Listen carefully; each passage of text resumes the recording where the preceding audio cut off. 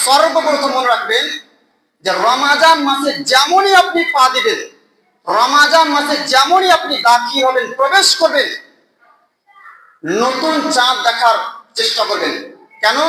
রাসূল সাল্লাল্লাহু আলাইহি ওয়াসাল্লাম বলেছেন, সুমু লিরুয়াতিহি, তোমরা চাঁদ দেখে সিয়াম পালন করো, চাঁদ দেখে সিয়াম পালন করো। ওয়া আফতিরু লিরুয়াতিহি, এবং চাঁদ দেখে ইফতার করো, রোজা ভেঙে দাও, অর্থাৎ ঈদ করো। এটা সহিহ বুখারীর 1909 নম্বর হাদিস। তাহলে চাঁদ দেখার চেষ্টা করবে। তালহা বিন উবাইদুল্লাহ রাদিয়াল্লাহু তাআলা আনহু বলেন, আন্না নবী সাল্লাল্লাহু আলাইহি ওয়াসাল্লাম কানা ইযা রাআল হিলাল, রাসূল সাল্লাল্লাহু আলাইহি ওয়াসাল্লাম যখন হিলাল দেখতেন, নতুন চাঁদ দেখতেন, তখন তিনি বলতেন, আল্লাহুম্মা আহলিলহু আলাইনা, হে আল্লাহ তুমি এই চাঁদকে আমাদের উপর উদয় করো, উদিত করো, উঠাও, বিল ইউমনি ওয়াল ঈমান, বরকতের সাথে এবং ঈমানের সাথে, ওয়াস সালামাতি ওয়াল ইসলাম, নিরাপত্তার সাথে এবং ইসলামের সাথে, রব্বি ওয়া রব্বুকাল্লাহ, হে চাঁদ আমার প্রতিপালক এবং তোমার প্রতিপালক কে? একমাত্র আল্লাহ সুবহানাহু ওয়া তাআলা। তার মানে বুঝতে পারা গেল যে চাঁদ খালিক নয়, চাঁদ খালিক নয়, চাঁদ হচ্ছে মাখলুক, আল্লাহ সুবহানাহু ওয়া তাআলার সৃষ্টি।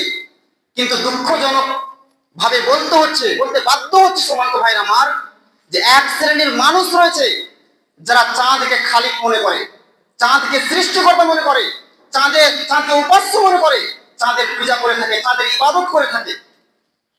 কিন্তু মনে রাখবেন, আমরা হচ্ছে আহলে হাদিস, আমরা হচ্ছে কোরআন এবং সহিহ সুন্নাহর অনুসারী। আমাদের আকীদা, আমাদের মানহাজ হচ্ছে যে চাঁদ, সূর্য, আসমান, জমিন সব কিছুই মাখলুক, আল্লাহ সুবহানাহু ওয়া তাআলার সৃষ্টি, আর স্রষ্টা হচ্ছেন একমাত্র আল্লাহ সুবহানাহু ওয়া তাআলা। সুতরাং আমরা বলবো যে হে চাঁদ, রব্বি ওয়া রব্বুকাল্লাহ, আমার প্রতিপালক এবং তোমার প্রতিপালক একমাত্র আল্লাহ সুবহানাহু ওয়া তাআলা।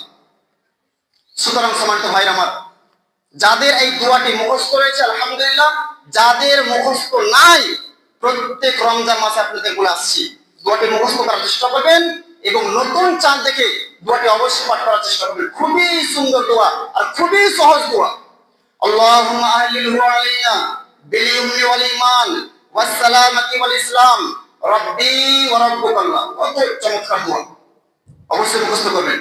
আল্লাহুম্মা আহলিলহু আলাইনা বিল ইউমনি ওয়াল ঈমান ওয়াস সালামাতি ওয়াল ইসলাম, রব্বি ওয়া রব্বুকাল্লাহ। এটা সহিহ তিরমিজির 3451 নম্বর হাদিস।